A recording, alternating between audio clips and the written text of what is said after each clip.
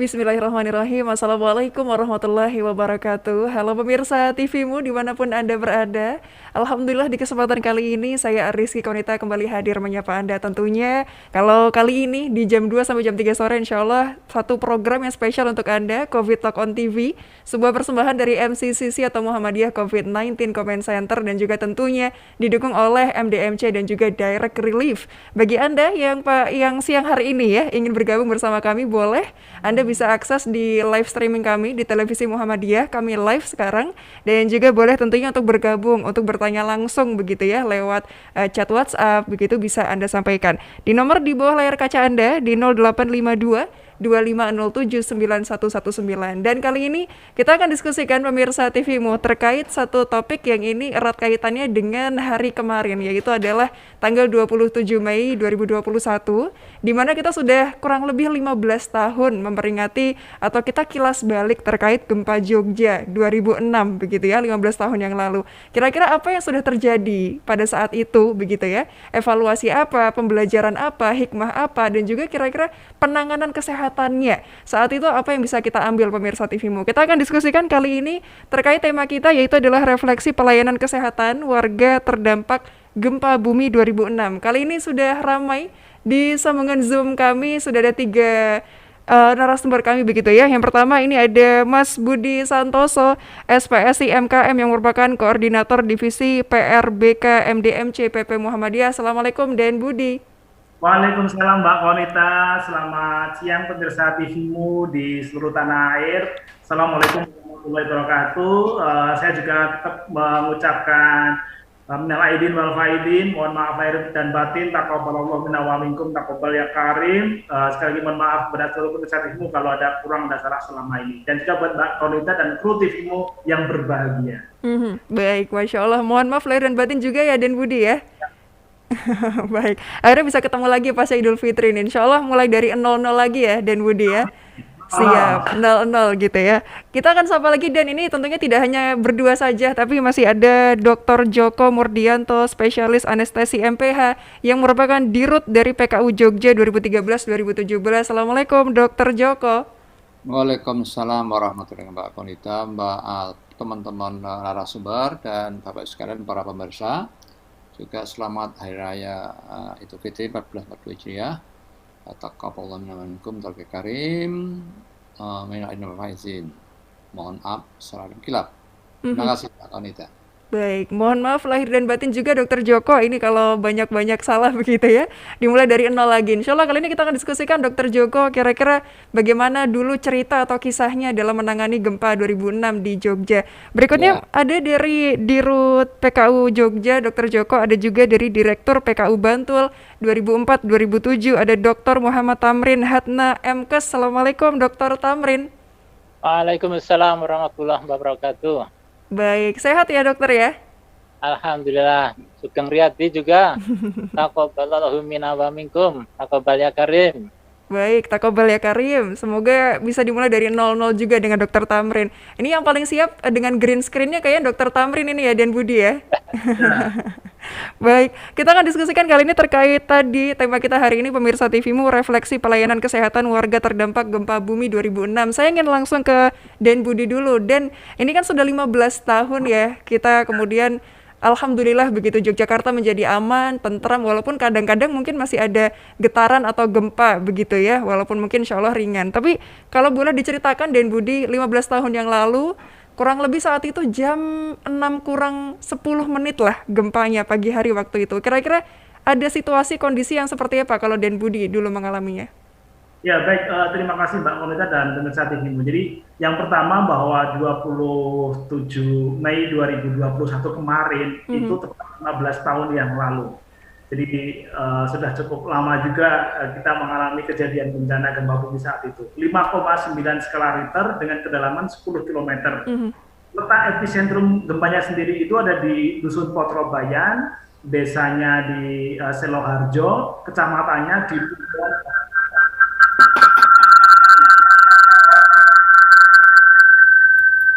Baik, ini sepertinya audionya agak memantul gitu dan oke, siap. Terima kasih. Nah, jadi saat itu kejadian letak epicentrumnya setelah dinilai oleh banyak ahli itu ada di Dusun Potrobayan, kemudian desanya Sri Hartono, kecamatannya Pundong. Itu gempanya luar biasa, dahsyat karena memang kedalamannya hanya 10 km dan di darat. Kemudian terkenal dengan nama istilah sesar opak. Nah, saat itu memang aktivitasnya masih banyak di rumah. Sebagian besar masyarakat di rumah, pembelajaran sekolah belum karena memang belum lewat pukul 6 waktu Indonesia dengan Barat. Dan walaupun kemudian itu berjalan hanya 1 menit, tetapi dahsyat sekali 5.000 lebih warga di daerah Bantul dan sekitarnya meninggal dunia. Ini tentu menjadi musibah besar saat itu dan ini musibah kedua secara nasional setelah tsunami di Aceh. Yang menariknya adalah saat itu kemudian orang merepresentasikan kejadian tsunami itu ke Bantul. Sehingga kemudian ketika gempa besar terjadi, isu tsunami itu muncul. Nah, korban begitu besar, baik itu yang meninggal maupun yang luka berat, luka sedang, dan ringan, dan seterusnya, tentu ini menjadi persoalan yang sangat serius bagi pelayanan kesehatan. Maka nanti menarik ketika kemudian Dr. Tamrin dan Dr. Joko bisa berbagi cerita bagaimana saat itu ya, pengalaman saat itu melayani warga yang terdampak gempa bumi ribuan jumlahnya ya. Dan tentu kesiapan rumah sakit saat itu belum sesiap sekarang yang sudah cukup komplit sarananya, sistemnya, SDM-nya dan sebagainya. Nah, ini kira-kira demikian kejadian gempa bumi di tahun 2006. Dan tidak hanya di Bantul, tapi juga di Yogyakarta dan juga di Jawa Tengah, di Klaten, ya, di daerah Prambanan juga. Karena sesar opak ini dari Parangtritis, desa Parangtritis, kemudian di Kretek, kemudian lewat di Pundong, Kecamatan Pundong, ya, masih di Bantul, kemudian di Imogiri, kemudian lewat di Kecamatan Jedes, lewat lagi di Kecamatan Pleret, lalu lewat lagi di Kecamatan Piyungan, dan baru kemudian memasuki area di Klaten, ada di Gantiwarno Klaten, dan beberapa daerah di Klaten. Sehingga seluruh masyarakat yang berada di sekitar sesar opak, kali opak, sungai opak ini sangat terdampak secara serius. Banyak ribuan rumah roboh, ribuan masyarakat menjadi korban saat itu, dan ribuan sarana prasarana pemerintah dan pemerintah itu juga terdampak secara serius, termasuk Muhammadiyah sendiri saat itu yang memiliki alumnus yang banyak, baik itu rumah sakit, sekolah, dan seterusnya. Kira-kira singkatnya demikian kejadian saat itu, Mbak, dan banyak sekali cerita-cerita yang bisa menjadi pembelajaran saat itu ya, terutama adalah pasca gempa tsunami-nya tadi, dan utamanya adalah penanganan kesehatan. Nah, karena satu kan kesehatan, baru nanti sektor yang lain yang akan mengikuti. Demikian Mbak Konita. Baik. Artinya kondisi saat itu bisa dikatakan cukup chaos begitu ya, Den ya. Dan akhirnya juga rumah sakit tadi menjadi langsung tujuan atau jujukan begitu ketika banyaknya korban yang jatuh ketika pagi itu. Kita coba tanya langsung ke Dr. Joko. Dr. Joko, kira-kira ada cerita apa terkait bagaimana rumah sakit kalau dari PKU Jogja melayani sebegitu banyaknya ketika itu korban yang jatuh datang ke rumah sakit? Seperti apa Dr. Joko? Baik, bismillahirrahmanirrahim. Assalamualaikum warahmatullahi wabarakatuh. Bapak Konita sekalian. Jadi singkat saja saya kira, dan mungkin juga ini sangat heroik ya pada waktu itu. Waktu itu saya diberikan amanah menjadi wakil direktur penunjang medis. Ya, direkturnya Dr. Muhammad Iqbal Spesialis Meki Dalam, dan wakil direktur pelayanan medisnya Dr. Ahmad Hidayat SPOG MKes. Waktu itu ya, sebelum kejadian itu, hari-hari sebelumnya, rumah sakit kami itu siap untuk kalau terjadi bencana dalam bentuk Merapi meletus. Sehingga apa yang kami siapkan itu berkaitan dengan misalkan korban Gunung Merapi, luka bakar dan sebagainya. Nah betul, kejadiannya jam 6 kurang 10 ya. Waktu itu saya tinggal di rumah saya di Jalan Kaliurang. Begitu kejadian gempa, saya akan pulang ke rumah saya di sebelah terminal lama itu, di Sitian. Ya. Nah pada saat saya pulang dengan istri saya pakai mobil Karimun, waktu itu saya ingat ya.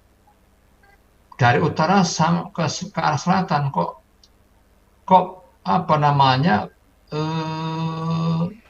kerusakan yang ditimbulkan ini kok kayak bukan gunung meletus gitu ya. Sehingga saya berkesimpulan ini bukan gunung Merapi meletus, tapi gempa. Ternyata betul gempa yang tadi Mas Budi sampaikan.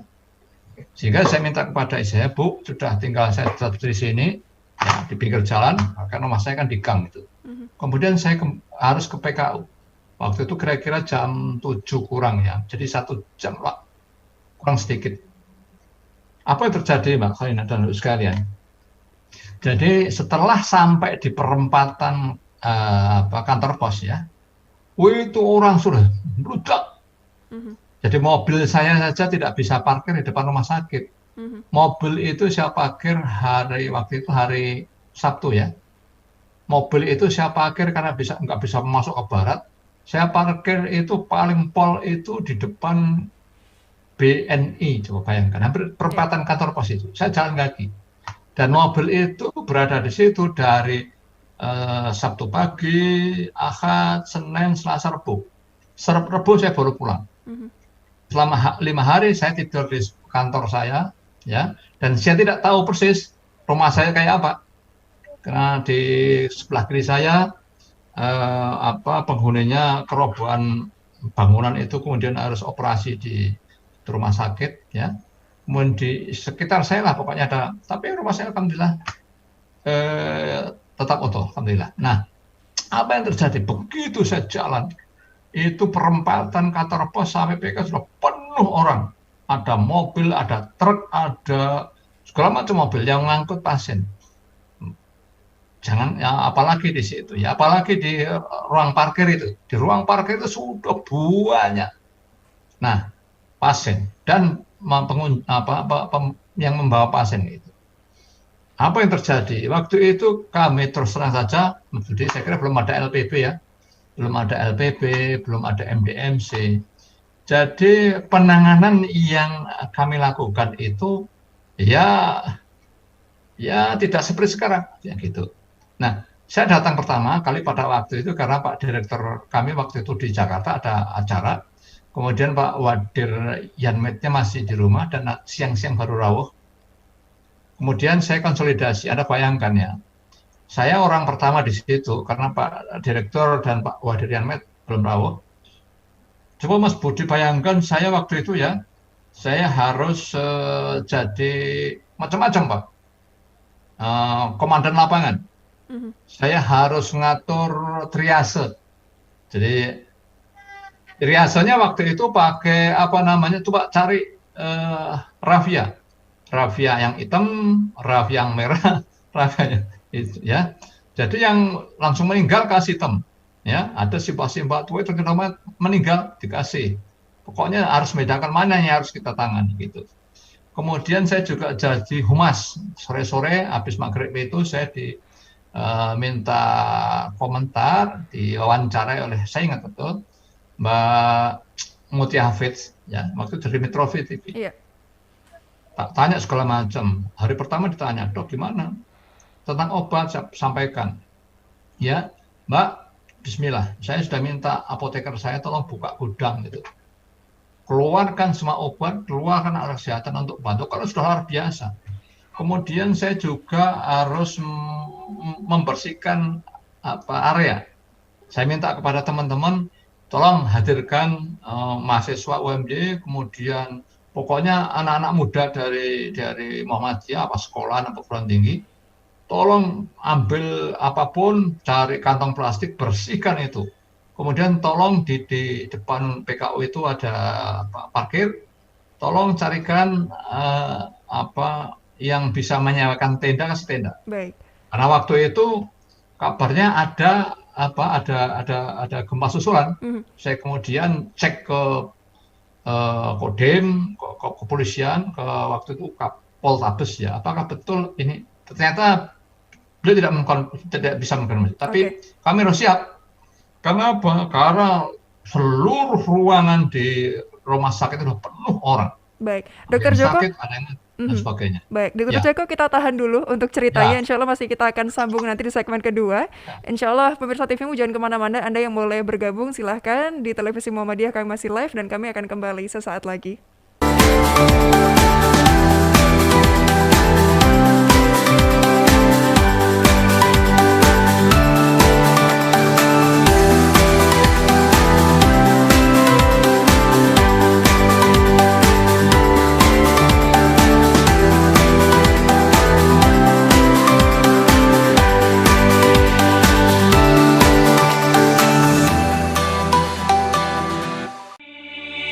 Covid Talk, diskusi seru yang membahas berbagai kajian seputar COVID-19 dari berbagai sisi.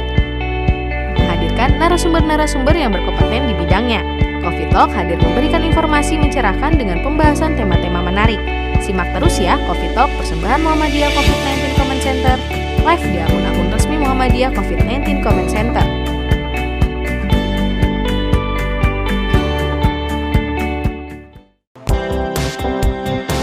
Muhammadiyah COVID-19 Comment Center telah membagikan ribuan masker kepada masyarakat di berbagai wilayah di Indonesia sebagai salah satu upaya untuk mencegah penyebaran COVID-19 di masyarakat. Sebanyak 339.218 masker yang telah dibagikan kepada masyarakat untuk terhindar dari COVID-19. Selalu physical distancing saat di luar rumah agar terhindar dari COVID-19, sehingga keluarga di rumah selalu aman. Bersatu perangi Corona.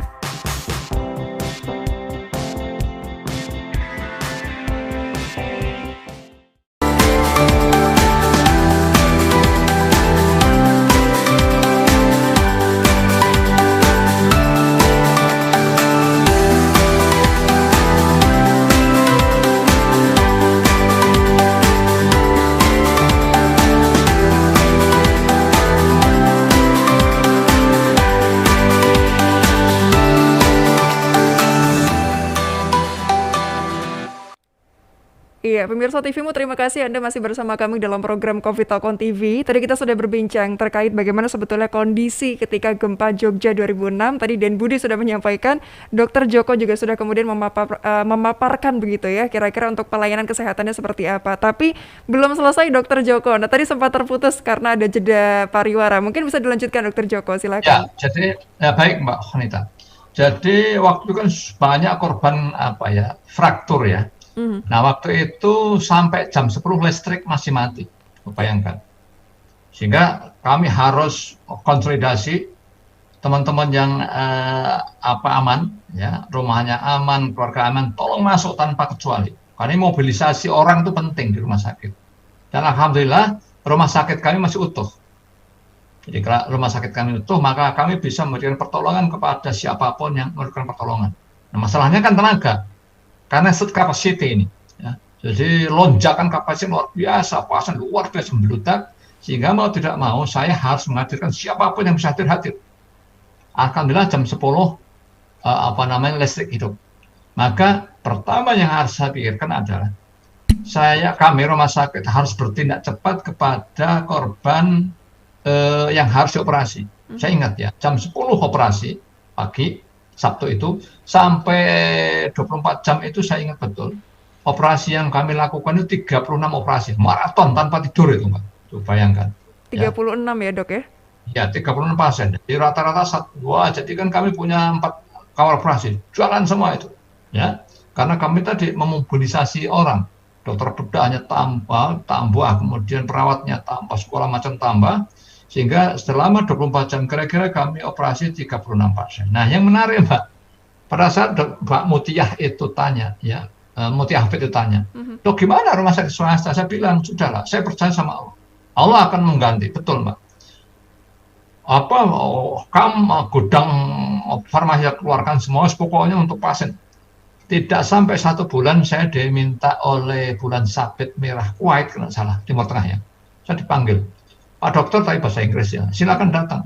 Dia punya tempat penyimpanan alat obat dan sebagainya itu di Hotel Drongto. Biasanya kalau orang memberi itu kan ada listnya, 1 apa, 2 apa.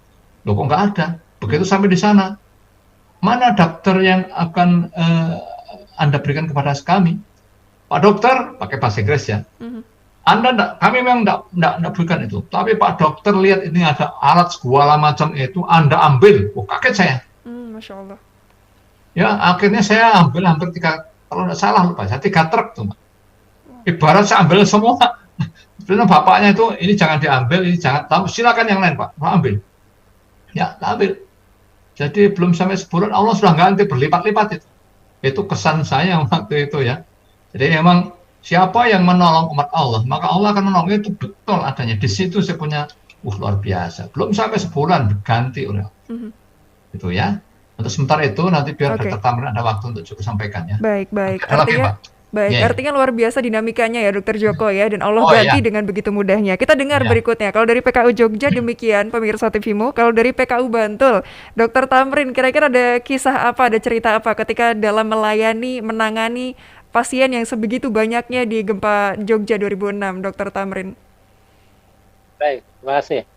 Jadi saya mau setback ke belakang dulu.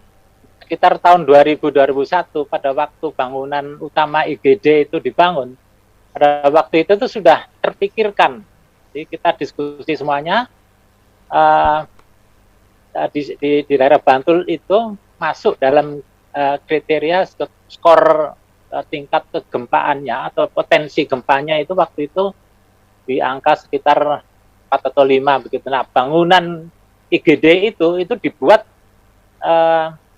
sekitar skornya antara 3 sampai 4 itu. Artinya kalau terjemahan bahasa mudahnya itu adalah bangunan IGD yang di depan itu disiapkan mampu untuk 4 lantai, tetapi hanya dibuat untuk 3 lantai saja. Itu bahasa teknisnya jadi seperti itu. Sehingga pada waktu terjadi gempa pada tahun 2006, 5 tahun kemudian, itu aman, karena salah satu prinsipnya waktu itu rumah sakit akan menjadi titik terakhir pada waktu masyarakat kolaps, rumah sakit tidak boleh kolaps gitu. Jadi itu alhamdulillah bisa diprediksi dahulu dan diwujudkan pada tahun 2000-2001 sekitar itu. Nah, kemudian kembali ke dekat gempa, hari Jumat tanggal 26 Mei itu kita semuanya itu sedang melakukan gladi resik gitu ya, kesiapsiagaan di Cangkringan. Waktu itu dipimpin oleh Wakil Bupati Sleman, Pak Tri Purnomo. Dia nampaknya juga orang Muhammadiyah juga. Jadi waktu itu jam 4, jam 5 itu masih kita menyiapkannya untuk kalau Merapi meletus gitu. Nah, kemudian tahu-tahu besok paginya itu bukan dari utara, ternyata dari selatan begitu. Bencana itu. Jadi dari itu. Saya pada waktu itu masih di rumah lama, jadi bangunan saya bangunan lama. Kemudian pada waktu terjadi gempa itu anak saya itu waktu itu masih kecil-kecil, yang satu itu saya rangkul masuk ke bawah meja praktek waktu itu. Anak saya yang satu saya panggil gitu, ayo ke bawah meja gitu. Alhamdulillah ya hanya benjut aja lah gitu waktu itu. Jadi kita semuanya berlindung di bawah meja praktek. Kebetulan mejanya dibuat dari jati agak kokoh, jadi walaupun hanya meleot saja begitu.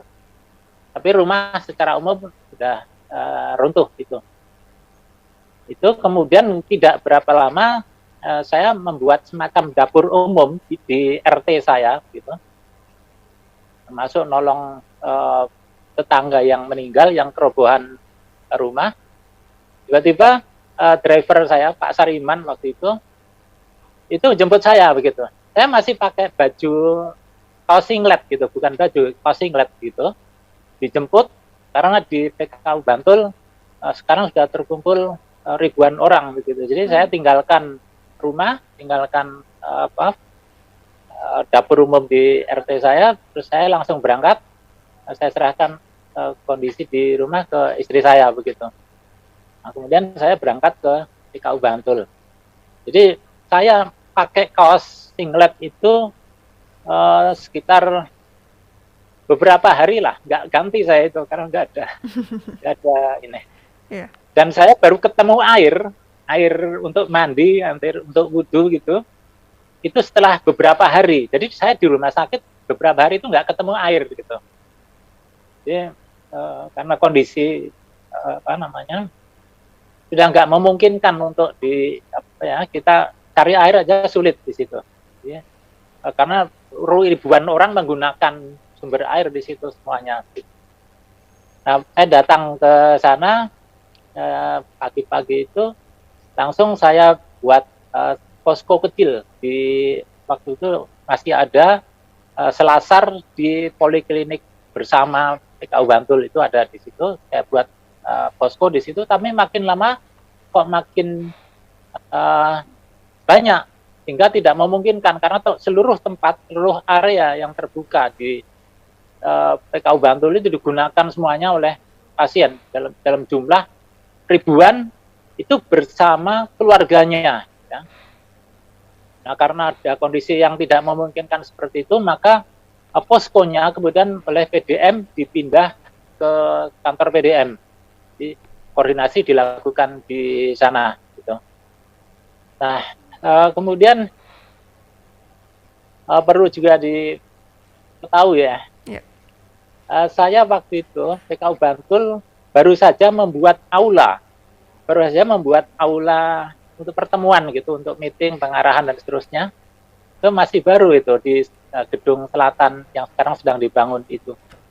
Nah itu dalam waktu 2 hari itu sudah penuh dengan jenazah. Jadi ada 2 hari itu ada 76 jenazah di ruangan aula tadi yang kita sulap menjadi ruangan jenazah. Gitu. Korban meninggal dunianya sebegitu banyaknya berarti Dokter Tamrin ya? Ya itu dalam waktu 2 hari itu. Jadi baik. Ada 76 tergeletak di aula tadi itu. Itu kondisi saat masih pertama. Tapi alhamdulillahnya di sebelahnya PKU Bantul itu ada tetangga yang mau punya hajatan pada hari itu. Nah, hajatannya dibatalkan, cateringnya itu langsung dibagikan kepada seluruh pasien dan keluarganya tadi itu. Jadi ya itu insya Allah jadi amalnya yang bersangkutan, dan walaupun itu oleh PKU Bantul dan PDM waktu itu digantilah gitu. Jadi catering sudah datang, jadi kita bagikan ke seluruh pasien dan keluarganya. Dan waktu itu listrik kita tidak nyala beberapa hari ya. Hari kedua kalau nggak salah itu baru bisa nyala. Sore itu 2 hari penuh. Itu yang perlu saya tekankan dulu. Baik. Artinya memang saat itu listrik tidak support begitu ya, Dokter Tamrin ya, dan kondisinya tadi nambah terus, yang meninggal dunia juga kemudian mulai ramai.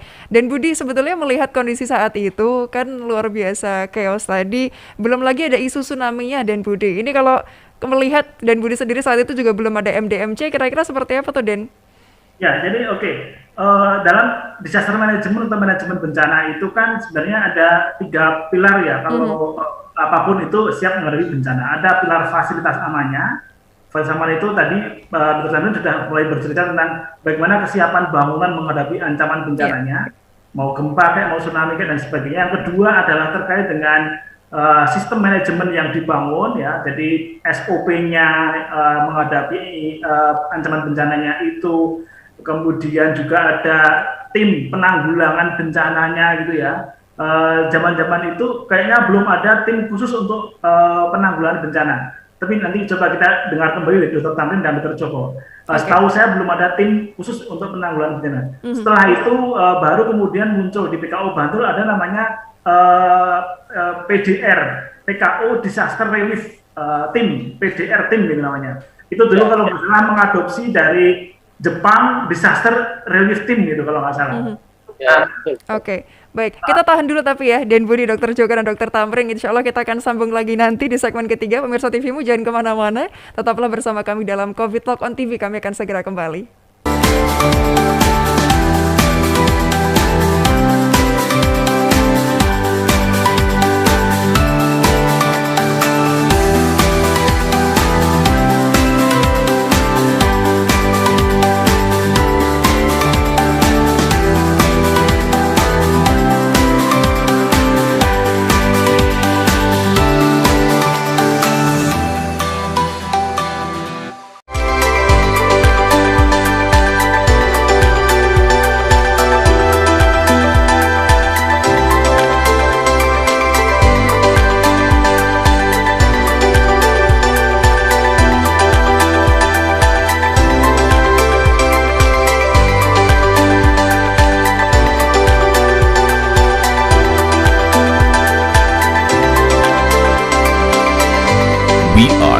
UAD.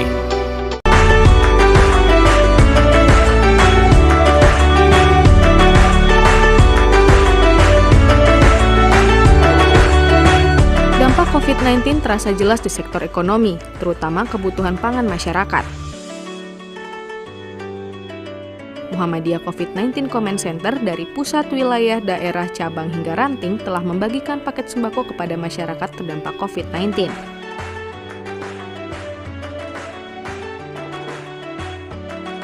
Muhammadiyah mentargetkan ada 1 juta paket sembako hingga akhir tahun.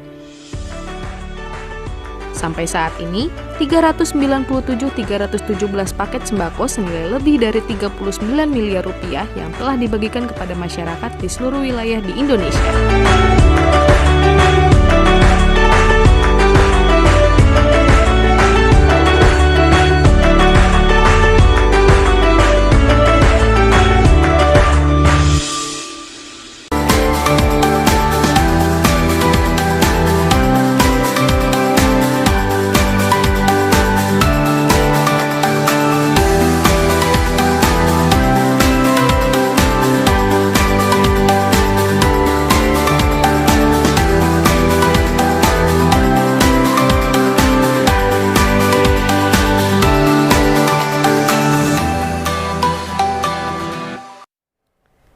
Ternyata untuk kemudian bersama-sama atau bersinergi pemirsa TV-mu untuk tadi bahu-membahu kemudian melihat kondisi gempa bumi Jogja 2006 tidak bisa sendirian. Pastinya butuh banyak pihak yang kemudian tadi membantu agar ini cepat selesai dengan baik. Terutama kalau dari PKU Jogja, Dr. Joko, ini sebetulnya terkait kemitraan dan juga tadi kerjasama yang didapatkan dari berbagai pihak, sebetulnya melibatkan siapa saja, Dr. Joko?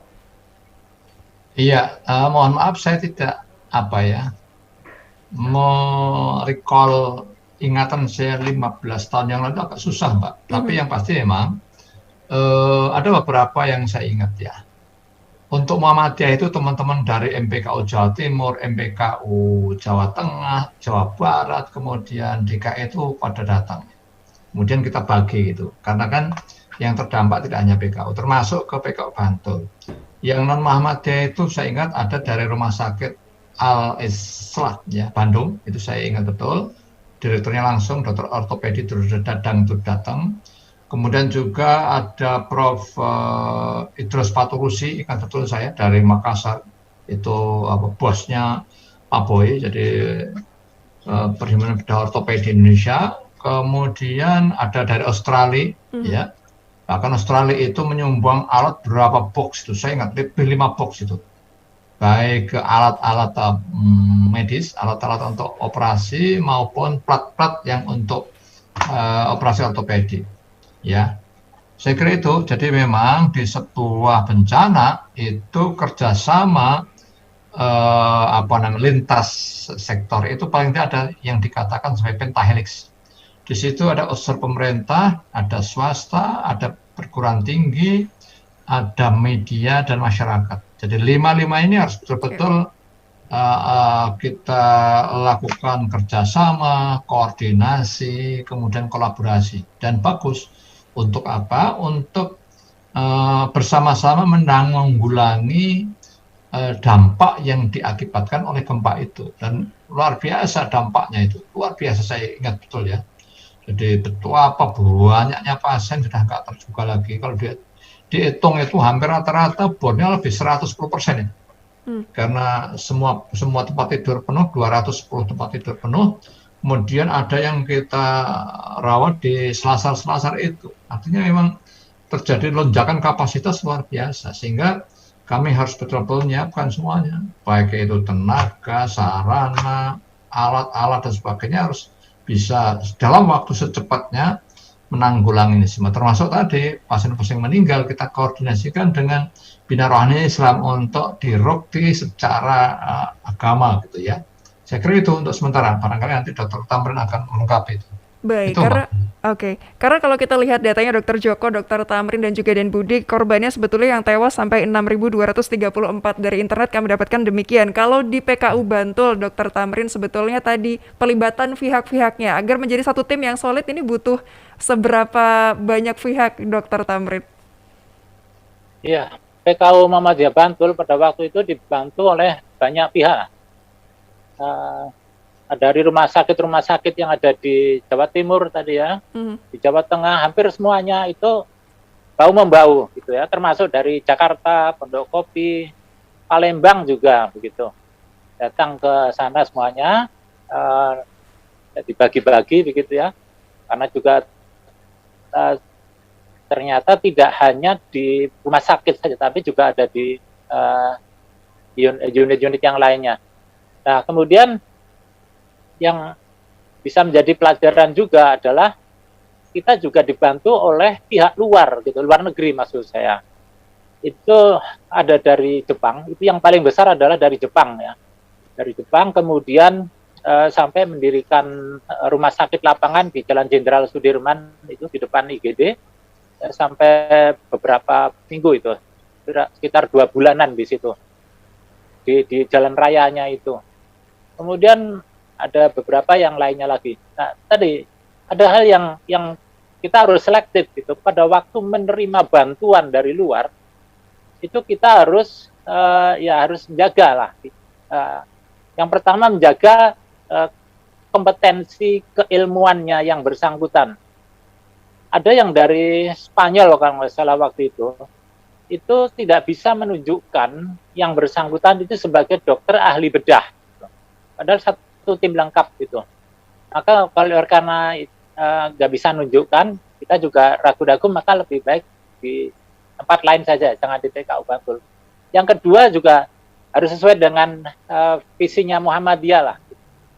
Pada waktu itu ada yang menawarkan untuk mengobati trauma healing begitu menggunakan metode-metode mungkin kejawen atau apalah gitu ya.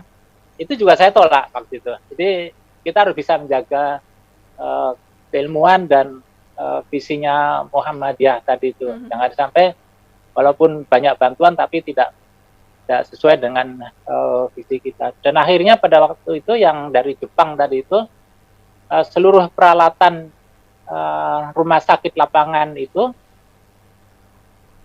semuanya diberikan kepada rumah sakit PKU Muhammadiyah Bantul, baik dari tenda, perlengkapan medisnya, sehingga itu yang sering dipakai sampai sekarang mungkin ya untuk latihan-latihan atau simulasi bencana itu menggunakan tenda yang dari Jepang beserta seluruh peralatannya waktu itu.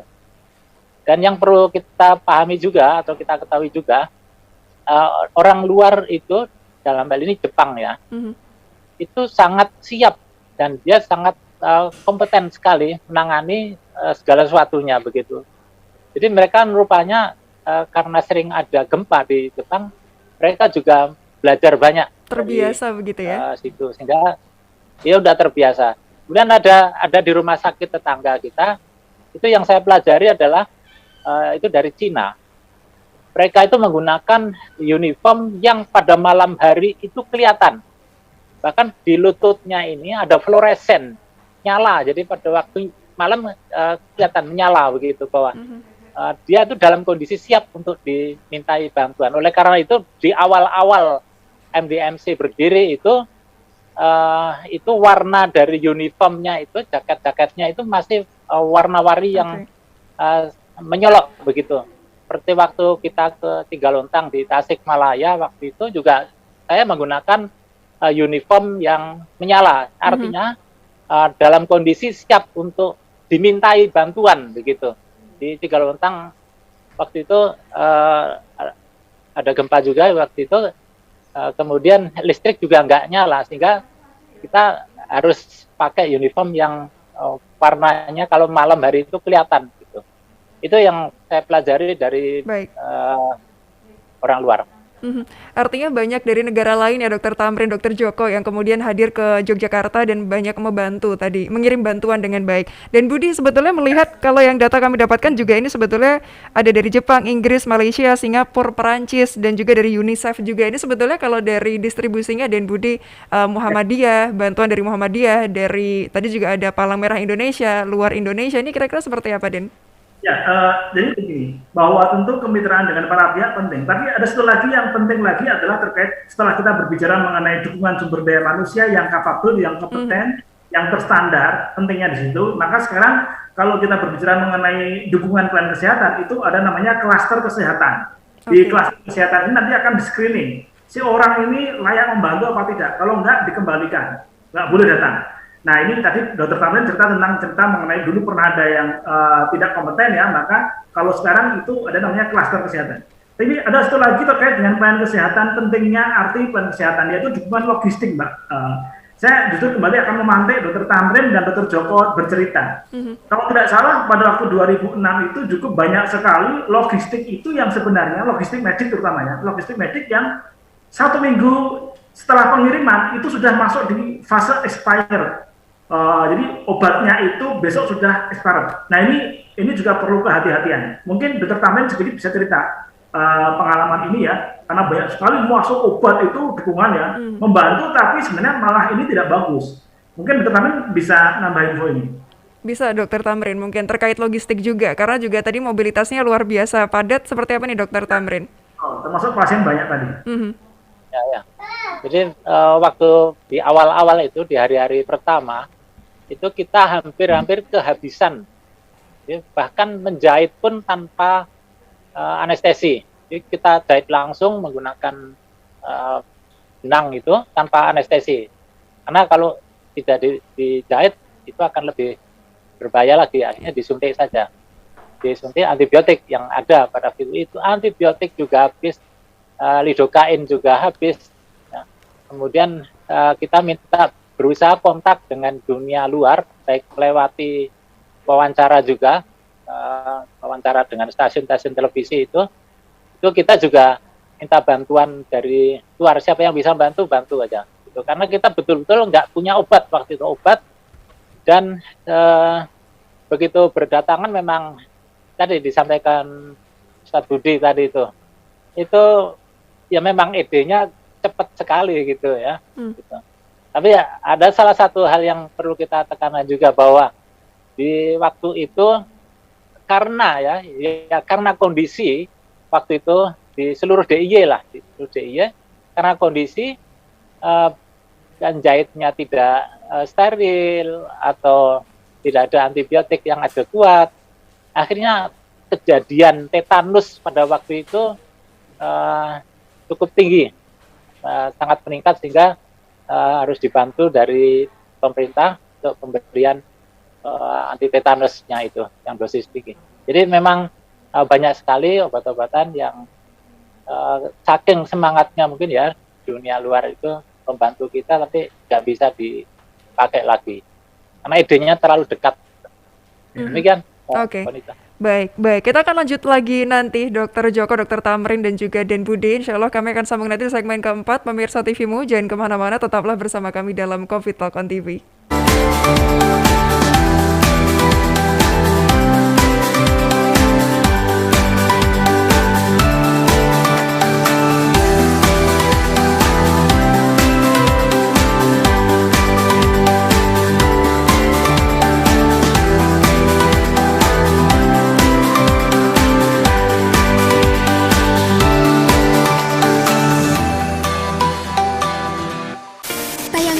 Anda bermasalah atau kurang jernih? Sudah saatnya Anda mengganti antena UHF Anda dengan decoder Cavision Cartens. Selain harga terjangkau dan tayangan yang jernih, Anda dapat menyaksikan puluhan channel nasional dan internasional gratis selamanya. Anda juga dapat menyaksikan tayangan olahraga dunia. Tunggu apa lagi? Ganti sekarang juga. Cavision on terus. Rumah sakit menjadi garda terdepan dalam penanggulangan COVID-19 dan dapat juga menjadi benteng terakhir. Maka dari itu, Rumah Sakit Muhammadiyah Aisyah siap menjadi rumah sakit yang melayani pasien COVID-19 dengan dukungan fasilitas yang optimal. Saat ini, telah ada 77 Rumah Sakit Muhammadiyah Aisyah yang membantu dalam penanganan COVID-19. Bahkan, tidak hanya itu, Muhammadiyah juga mewujudkan rumah sakit darurat untuk penanganan COVID-19. Ikhtiar ini sebagai wujud Muhammadiyah dalam membantu pemerintah memerangi COVID-19. Bersatu perangi Corona.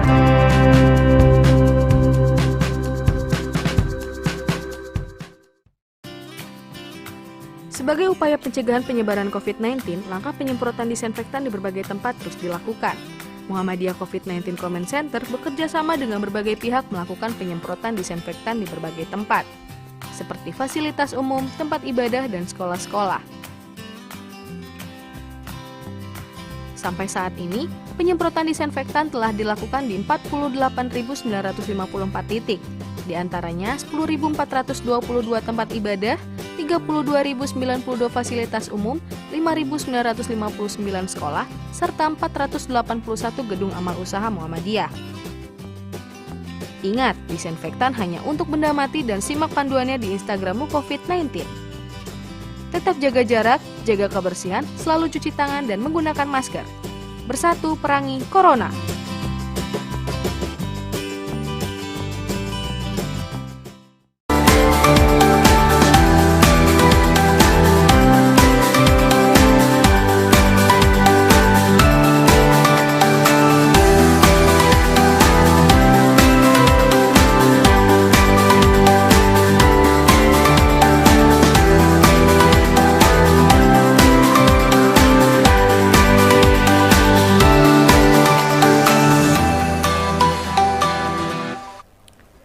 Sudah 15 tahun pemirsa TVmu, Gempa Jogja 2006 sudah kita lewati. Tentunya kalau hanya dibiarkan menjadi kenangan saja agak kurang berarti pemirsa TVmu. Kita juga harus melihat kemudian bagaimana evaluasi atau kemudian juga pembelajaran penting yang bisa kita ambil nilainya, value-nya untuk kita juga terapkan di hari-hari ini. Saya ingin ke Dr. Joko. Dr. Joko, sebetulnya apa yang bisa kita ambil, Dok, terkait bagaimana kejadian waktu itu yang sudah dilakukan ketika itu dan kita terapkan di hari ini? Sepertinya apa, Dr. Joko, yang bisa kita ambil?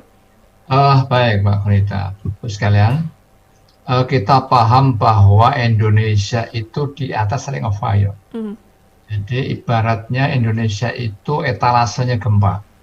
Maka apapun gempa itu, gempa bumi dalam bentuk gempa, ya, bencana alam dalam gempa. Jadi bisa bencana alam, bencana non alam, dan bencana sosial. Apapun itu mesti ada. Tinggal waktunya cepat. Kita nggak tahu kapan itu. Oleh karena itu, gempa itu pasti mendadak. Sulit kita prediksikan kapan gitu ya. Sehingga karena mendadak, maka mau tidak mau kita semua harus siap. Maka kesiapsiagaan bencana itu di semua level harus kita siapkan. Termasuk bagaimana rumah sakit. Ini konteksnya kita bicara rumah sakit. Maka rumah sakit harus siap apapun, bahkan itu diakreditasi rumah sakit, ya, standar nasional akreditasi rumah sakit edisi 1.1 itu ada di situ. Bagaimana rumah sakit harus punya hospital disaster plan, gitu ya, harus ada. Kemudian pernah diragakan tidak dan sebagainya. Artinya apa? Kesiapsiagaan itu sebuah keharusan yang setiap saat kita harus siap, kapanpun. Karena gempa tidak keluar itu, begitu gempa ya gempa apapun gitu ya. Soalnya gempa sosial ya bukan gempa. Nah, bencana sosial itu bisa kita prediksi. Kalau yang alam dan non alam itu kan susah prediksi ya. Nah, hingga tadi 3C harus kita jalani betul, coordination, collaboration, cooperation. Jadi kerjasama, kolaborasi, kemudian koordinasi di antara 5 pentahelix itu betul terus kita jalan. Ya, sekarang alhamdulillah sudah ada BPBD. Alhamdulillah Muhammadiyah sudah punya MDMC LPB dari tingkat pusat, wilayah, daerah, bahkan cabang. Ini bagus sekali. Jadi setelah gempa Bantul itu kita banyak pengalaman ya Mas Budi. Alhamdulillah kemarin saya dikirim jadi relawan menjadi bagian dari emergency medical team MDMC di Mamuju. Itu luar biasa. Kalau tidak salah gempanya itu hari Jumat ya. Kami sampai di lokasi Senin, jadi tidak terlalu panjang, cepat sekali itu. Ya, koordinasi cepat, kemudian ada karena sistem komandonya sudah jelas. Mas Budi itu yang komandan lapangannya itu dan teman-teman yang di atas sana. Ya, kalau saya ini kan hanya yang disuruh-suruh gitu ya. Saya relawan gitu. Ya, bagus. Jadi dari waktu ke waktu MDM CLPB itu semakin matang. Dan ternyata relawannya juga semakin siap gitu. Relawan apapun, ada medis dan medis, sosial, ya, bahkan SARS, ya, apa namanya, kok SARS apa Mas Budi, yang teman-teman pakai baju jambon itu, apa namanya? SAR. Ya, SAR ya. ya, rescue ya, pokoknya yang rescue itu, ya, search and rescue, SAR-nya itu luar biasa itu. Wah, itu orang-orang nggak punya modal semua itu. Orang-orang nggak punya hitung-hitungan itu. Senang saya.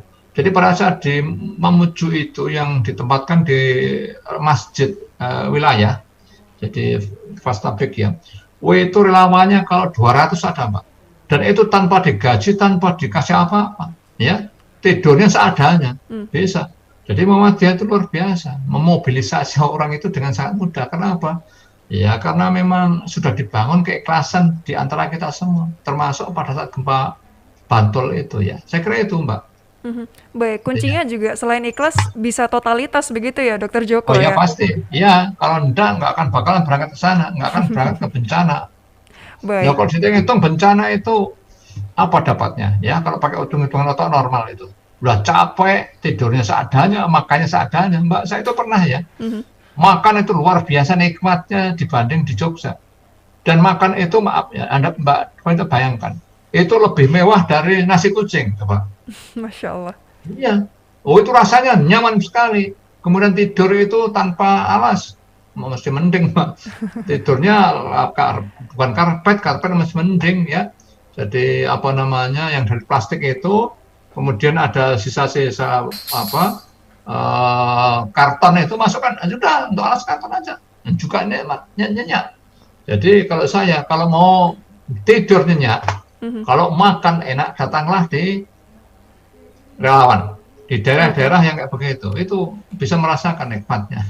Itu ya. Baik, Mbak, itu dijamin mentalnya akan terbangun ya Dokter Joko ya dengan ikut menjadi relawan. Memang teman-teman sudah siap untuk itu ya. Baik. Luar biasa Muhammadiyah itu. Baik. Kita coba dengarkan juga dari Dokter Tamrin. Dokter Tamrin, kalau dari PKU Bantul, ketika itu apa yang bisa kita ambil dokter untuk kemudian tadi terkait Mamuju, Majene juga itu kemudian bisa diambil pelajarannya. Kemudian untuk kedepannya lagi, kira-kira seperti apa Dokter Tamrin? Ya. Jadi yang bisa kita pelajari antara lain bahwasanya koordinasi itu sangat diperlukan di lapangan ya. Harus terkoordinasi betul, jangan sampai bergerak sendiri-sendiri. Apalagi mendistribusikan segala macam sumber daya gitu ya. Kemudian kalau kita punya tim gitu ya, punya tim yang dikirim ke suatu daerah, artinya kirim relawan ke satu daerah, ini khususnya buat Pak Budi CS ini, itu mereka pada kondisi tertentu, kira-kira hari ke-6, ke-7, mereka itu akan mengalami stres. Nah ini yang bahayanya adalah konflik, timbulnya konflik di antara sesama petugas atau konflik dengan keluarga yang ditinggalkan itu. Jadi ini harus bisa dikelola. Makanya biasanya dulu saya kalau ngirim ke tim bencana itu sekitar hari ke-6, ke-7 itu saya putar, saya aplusan gitu. Jadi supaya menghindari konflik-konflik baik internal maupun dengan keluarganya itu. Yang selanjutnya adalah kita tuh kalau membantu itu yang tulus gitu. Jangan sombong, yang tulus lah gitu. Nanti itu Allah sendiri yang akan balas. PKU Bantul itu pada waktu bencana itu hanya punya 1 ambulan putih dan 1 Colt tahun 78 kalau nggak salah itu. Hanya punya 2. Tapi setelah bencana di tahun 2006 itu juga, itu kita mendapatkan mobil baru ada 6 buah gitu. 6 atau 7 buah gitu, waktu itu. Jadi yang penting kita nolong gitu. Bahkan saya sendiri secara pribadi begitu dibantu oleh Menteri Kesehatan karena waktu itu beliau mendengar bahwa rumah saya roboh, lalu oleh Bu Siti Fadilah Jumari itu dibantu secara pribadi melewati MKKM waktu itu. Terus sekarang MPKU ya. Jadi mudah-mudahan beliau selalu sehat selalu karena sudah banyak bantu saya. Jadi bantu tulus, nanti Allah yang akan balas. Dan satu lagi adalah suka dengan persiapan atau simulasi lah. Simulasi itu menyiapkan diri. Jadi kalau ada nanti tidak terlalu kekuk gitu. Demikian Mbak, terima kasih. Baik, artinya harus well prepared begitu ya, Dokter Tamrin ya. Kalau sudah siap lebih dulu, insya Allah akan lebih ready lah nanti untuk kemudian misalnya terjadi sesuatu. Dan Budi, ini menarik, apakah kemudian nilai-nilai yang demikian dan kemudian ditanamkan di MCCC, di MDMC untuk jika berjaga-jaga suatu waktu misalnya terjadi sesuatu, dan Budi? Baik, jadi begini, yang pertama adalah pembelajarannya bahwa perubahan paradigma penanggulangan bencana sekarang sudah bergeser dari disaster response ke disaster risk reduction, pengurangan risiko bencana. Jadi rumah sakit sudah wajib menyiapkan rumah sakitnya menghadapi bencana. Ada program pengurangan risiko bencana, dan semua rumah sakit saya kira sekarang wajib ya memiliki hospital disaster plan, pedoman penanggulangan bencana rumah sakit. Itu ada pra bencananya, ada saat bencananya, ada pasca bencananya. Di pra bencananya rumah sakit harus melakukan serangkaian kajian resiko, mengenali ancaman, mengenali kelemahan kerentanan, meningkatkan kapasitasnya. Lalu kemudian melakukan pelatihan-pelatihan kepada SDM-nya akan terlatih semua profesi yang di rumah sakit, karena rumah sakit multi profesi. Ada dokter, ada perawat, ada bidan, ada penunjang dan sebagainya. Lalu yang kedua adalah selain SDM ada sarana, bangunan, infrastruktur. Rumah sakitnya harus didesain sedemikian rumah agar mampu siap menghadapi ancaman apapun dan memberikan ruang ketersediaan lebih kalau bencana itu hadir berdampak pada rumah sakit atau masyarakat di sekitar rumah sakit. Jadi kalau misalnya normalnya itu menampung 100, bisa jadi rumah sakit harus siap menghadapi 2 kali lipatnya jumlah kapasitas yang ada. Kemudian selain sarana prasarana, SDM juga sistem manajemen. Tadi secara internal ada tim penanggulangan bencana atau komite kesehatan bencana atau disaster medical team atau emergency medical team. Lalu juga ada SPO ya, dan ada kemitraan yang dibangun dengan para pihak, baik itu pemerintah maupun Muhammadiyah sendiri dengan berbagai jaringannya ya. Termasuk di UNISA, di tempatnya Dr. Joko itu ada program bagus ya. Di sana ada prodi keperawatan anestesi siaga bencana. Jadi di UNISA ini keren ini. Sekarang buka prodi untuk penata anestesi, yang dia penata anestesi tidak hanya sekitar sebagai penata anestesi, tapi juga sebagai penata anestesi yang siap untuk mengelola risiko bencana. Nah ini salah contoh kemitraan yang bisa dibangun, selain dengan farmasi dan sebagainya. Lalu kalau sudah punya ini, dilakukan latihan secara rutin, simulasi, ini kesiapsiagaan, simulasi bencana secara rutin. Kemudian kalau simulasi rutin dilakukan, kalaupun bencana itu hadir kita sudah siap. Dan kalaupun bencana sudah selesai, kita siap untuk memulihkan kembali. Itu secara internal rumah sakit. Secara kelembagaan, Muhammadiyah sudah punya MDMC, Muhammadiyah Disaster Management Center. Tentu sekarang kita sudah punya sistem namanya klaster kesehatan. Semua tim yang akan dikirim Muhammadiyah itu sudah harus standar kompetensinya. Kalau dokter spesialis ya benar-benar dokter spesialis. Kalau perawat juga dan sebagainya. Ada STR, ada SIP, ada macam-macam yang harus dipenuhi ya.